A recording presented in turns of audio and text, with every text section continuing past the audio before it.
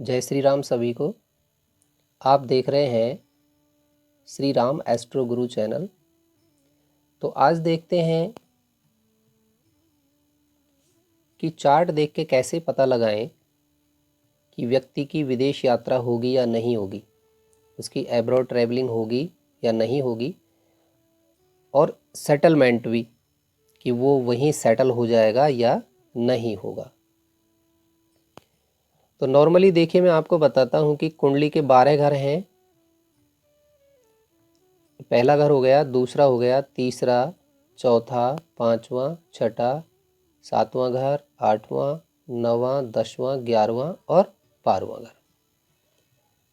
अभी काल पुरुष की कुंडली के हिसाब से इसमें मैंने राशियां रखी हैं। आपके इस खाने में कोई सी भी राशि हो सकती है।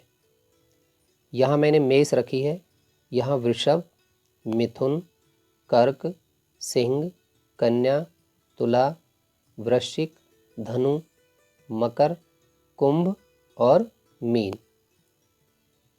अब आपके लगन में कोई सी भी राशि हो सकती है। हो सकता है मीन राशि हो यहाँ पे, तुला राशि हो यहाँ पे, लेकिन घर वो पहला ही रहेगा। और उस घर का जो स्वामी होता है उसको उस घर का स्वामी कहेंगे, यानी कि उस हाउस का लॉर्ड। यानी जिस घर में जो राशि है, अब मान लीजिए 7वां घर है, यहाँ राशि है तुला राशि, तो तुला राशि का स्वामी हो गया शुक्र। तो कहेंगे कि सप्तमेश यानी सप्तम हाउस का लॉर्ड शुक्र है, तो उसको कहेंगे सप्तमेश। ये लगन है, लगन में मेष राशि है, तो कहेंगे लग्नेश कौन हो गया? तो मेष राशि का स्वामी होता है मंगल, तो कहेंगे कि इसका लग्नेश हो गया मंगल। 5वां घर है, यहाँ 5 नंबर लिखा हुआ है, तो 5वें घर का स्वामी कौन हो गया?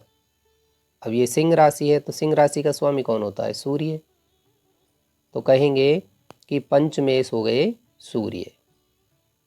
तो इस तरीके से आपको अपने चार्ट में देखना है। अब देखिए कि जातक के विदेश यात्रा का जो विचार किया जाता है वो कौन कौन से घर से किया जाता है। एक तो 9वां घर और एक 12वां घर।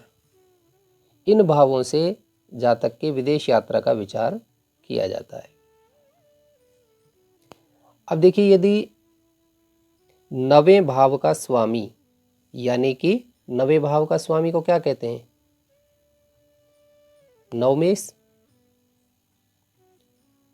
अब इस चार्ट में देखते हैं नवमेश कौन हो गया। कितनी राशि लिखी हुई है? 9 नंबर, तो 9 राशि हो गई धनु, और धनु का स्वामी कौन होता है? गुरु। तो इस चार्ट में कहेंगे कि नवमेश गुरु हैं। तो यदि 9वें भाव का स्वामी 12वें भाव में बैठ जाए,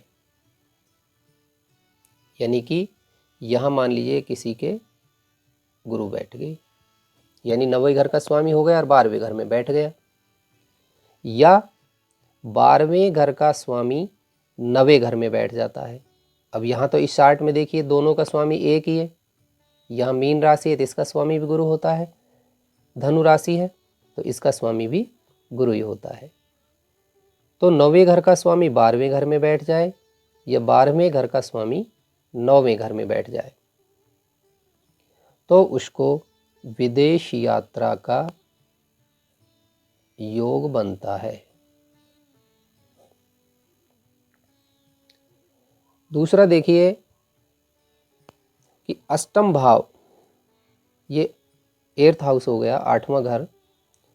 तो अष्टम भाव में कोई शुभ ग्रह बलवान होकर बैठता है तो भी उसको समुद्र पार के देशों से लाभ होता है। अब शुभ ग्रह कौन कौन से हो गए आपके? शुभ ग्रह हो गए आपके चंद्र, बुध, गुरु और शुक्र। और क्रूर ग्रह कौन से हैं? क्रूर ग्रह हो गए आपके सूर्य और मंगल। और पाप ग्रह, पाप ग्रह कौन से होते हैं? शनि, राहु और केतु, इनको पाप ग्रह माना जाता है। अब यदि अष्टम हाउस में आपके शुभ ग्रह चंद्र, मंगल, बुध, गुरु इनमें से कोई बैठते हैं तो भी उसको विदेश का लाभ होता है। तीसरा है कि यदि पंचमेश 9वें भाव में बैठ जाता है, यानी अब जैसे यहाँ देखते हैं 5वें घर का स्वामी कौन है? यहाँ 5 नंबर की राशि लिखी हुई है सिंह राशि, इसका स्वामी होता है सूर्य। अब यदि सूर्य यहाँ बैठ जाता है तो विदेश में विद्या लाभ उसको होता है, यानी वो विदेश में विद्या के लिए भी जा सकता है, पढ़ाई करने के लिए भी, यदि उसका इस त्रिकोण का स्वामी इस त्रिकोण में आ जाता है, यानी पंचमेश 9वें भाव में, भाग्य भाव में आ जाता है, तो उसको विदेश में विद्या प्राप्ति का योग बनता है। अभी देखिए अगला क्या है कि यदि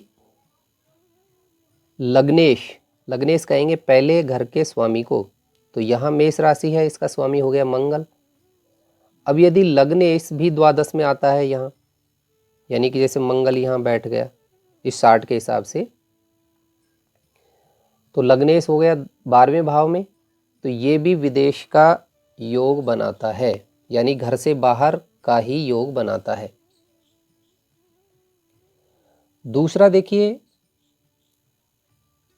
कि नवमेश और दशमेश, यानी 9वें घर का स्वामी और 10वें घर का स्वामी, ये जो है दोनों चर राशि में हों। कौन सी राशि में? चर राशि में। अब देखिए ये बता देता हूं मैं कि चर, स्थिर और द्विस्वभाव 3 प्रकार की राशि होती हैं। तो 1 नंबर का मतलब हो गया मेष राशि, 2 नंबर का वृषभ, 3 नंबर का मतलब मिथुन राशि। तो चर राशि हो गई आपके मेष, कर्क, तुला और मकर। स्थिर राशि हो गई वृषभ, सिंह, वृश्चिक और कुंभ। और द्विस्वभाव की राशियां हो गई मिथुन, कन्या, धनु और मीन। तो अब नवमेश और दशमेश यदि चर राशि में हो, अब यहाँ इस 60 के हिसाब से देखते हैं कि नवमेश कौन है? धनु राशि है, इसके स्वामी गुरु हो गया, गुरु है नवमेश, और दशमेश है शनि। तो ये यदि चर राशि में हो, अब चर राशियां कौन कौन सी हैं? 1 नंबर, 4 नंबर। अब जैसे इसके स्वामी यहाँ बैठ जाते हैं और इसके स्वामी है शनि, वो भी चर राशि में ही कहीं बैठ जाते हैं, यानी चाहे यहीं बैठे हैं, है ना, या फिर यहाँ बैठे हैं,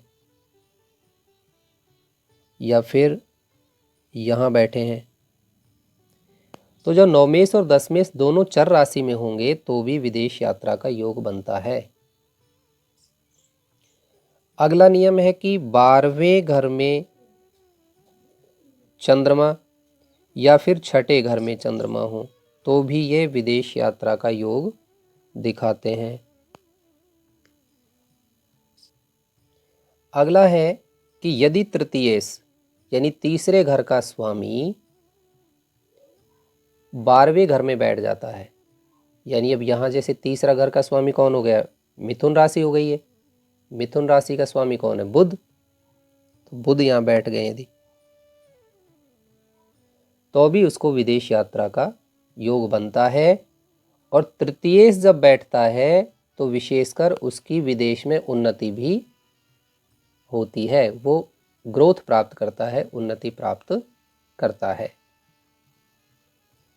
और यदि देखिए लग्नेश, नवमेश इस घर का स्वामी और तृतीयेश यानी तीसरे घर का स्वामी, ये यदि 12वें घर में बैठते हैं तो वो विदेश में जाके रहता है,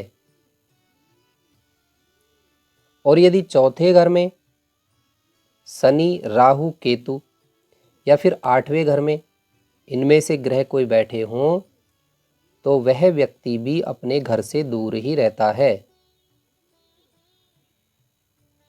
तो देखिए, आप भी इस तरीके से अपने लगन चार्ट को देख करके और चंद्र चार्ट को देख करके ये पता लगा सकते हैं कि आपके विदेश यात्रा का योग बनता है या नहीं बनता है। तो नेक्स्ट वीडियो में नेक्स्ट टॉपिक पे अपन बात करेंगे। तब तक के लिए सबको जय श्री राम।